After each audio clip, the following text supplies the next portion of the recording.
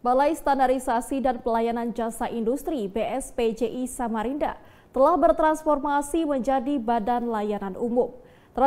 Transformasi BSPJI akan menjawab kebutuhan industri ke depan, salah satunya konsultasi dan pendampingan industri hijau.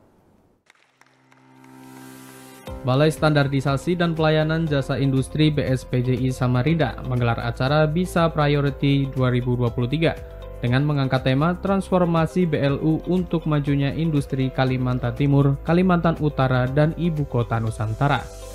BSPJI Samarinda telah bertransformasi menjadi Badan Layanan Umum pada 7 Juli 2023. Transformasi ini diharapkan dapat memberikan pelayanan yang optimal untuk menjawab kebutuhan industri ke depan, khususnya industri yang ada di Kaltim, Kaltara, dan IKN.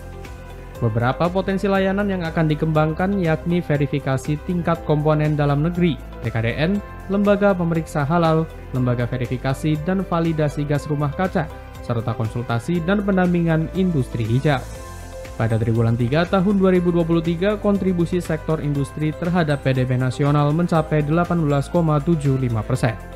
Sektor industri mengalami pertumbuhan sebesar 5% dan melampaui pertumbuhan ekonomi nasional sebesar 4,94%.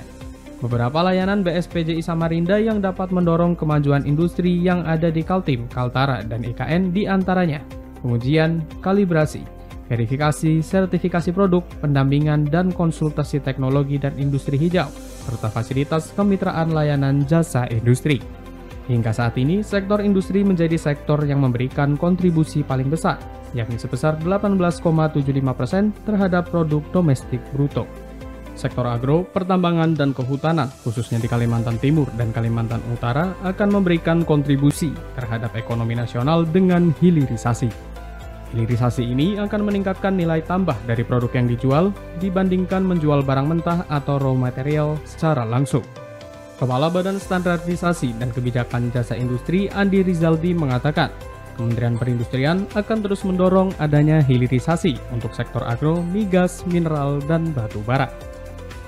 Dengan hilirisasi ini, kita bisa meningkatkan nilai tambah dari produk yang kita jual dibanding kita langsung menjual dalam keadaan raw material atau dalam keadaan mentah gitu.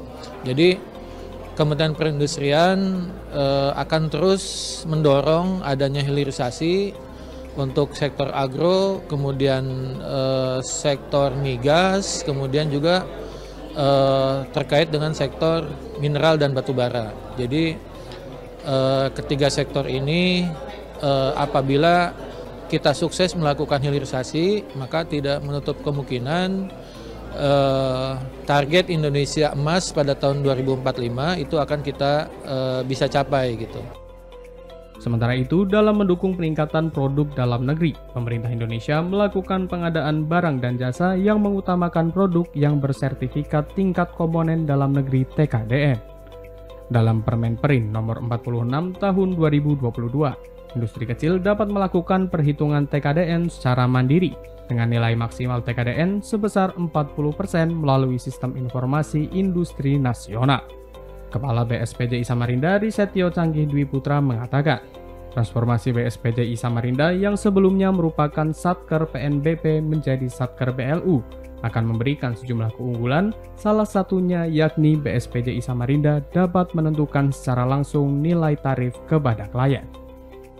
Jadi terkait dengan transformasi dari BSPJI Samarinda, sebelumnya kami adalah Satker PNBP, sekarang menjadi Satker BLU di tanggal 7 Juli 2023. Jadi memang ada beberapa keunggulan yang ditawarkan ketika kita sudah menjadi Satker BLU.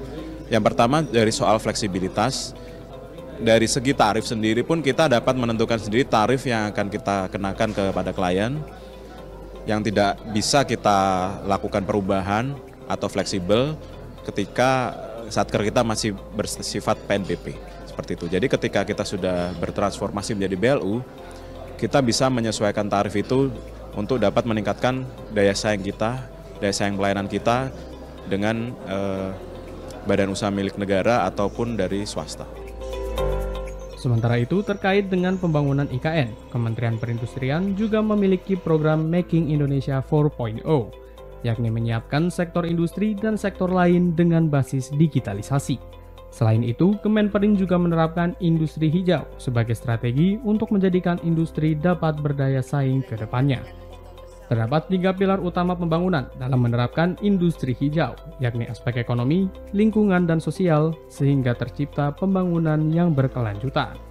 Dimpos Maji dari Samarinda melaporkan.